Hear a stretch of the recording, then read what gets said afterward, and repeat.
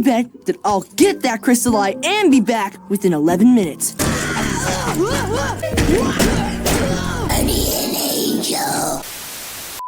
Looks like we're talking about the Dungeon of the Crystal Eye, because I never said that I would be covering episodes in chronological order. Now, the Dungeon of the Crystal Eye is, as the name implies, a dungeon. However, unlike many of the other dungeons that we see throughout the show, it is easily one of the most dangerous ones in the Land of Ood. Not only is it teeming with monsters and traps, but some of the monsters are so dangerous that they actually have their own individual entries in the Enchiridion itself. Now, the dungeon itself is underground, with the only main entrance being a well. The dungeon was created in order to guard the Crystal Eye, which is basically a massive, completely pure diamond at the center of the dungeon. In order to get to it, you have to navigate the maze-like dungeon, which is filled with armies of monsters, basically hunt down key items in order to get from room to room, and even escape the massive traps. And if that wasn't bad enough, the infrastructure of the building is incredibly fragile, to the point where you may just fall to your death if you are not careful. And that's before even saying anything about the specific monsters who either found their way in there or were specifically placed there to guard the dungeon itself. The Demon Cat is a fine example in terms of monsters there to protect the dungeon. Technically speaking, it nests far deeper into the dungeon, so you usually would only really run into it assuming you manage to navigate further down. However, it traverses the dungeon thoroughly during its waking hours, meaning you're likely to run into it no matter where you are in the dungeon. Although unlikely, it's quite possible that it even feeds on other monsters that call the dungeon home, as its nest is made up of bones that do not really look human, or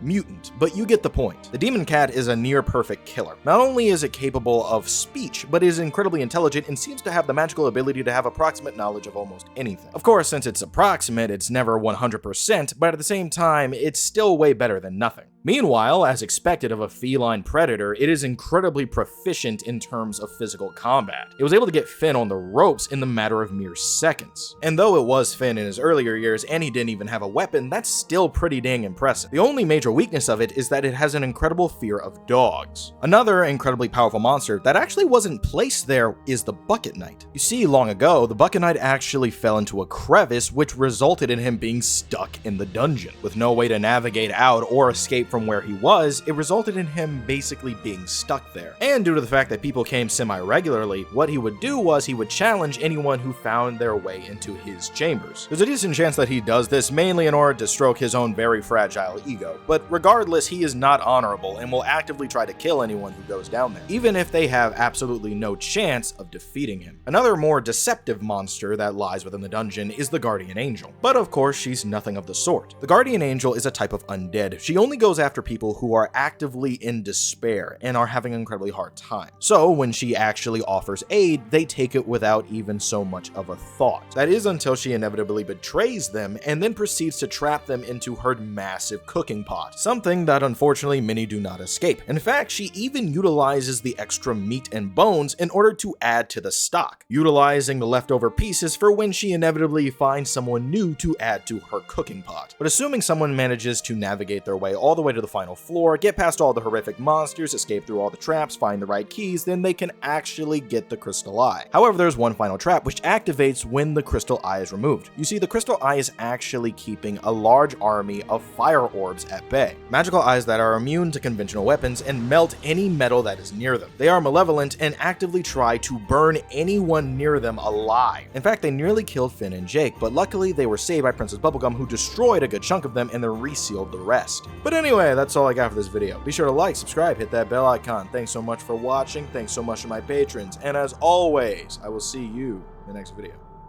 Bye.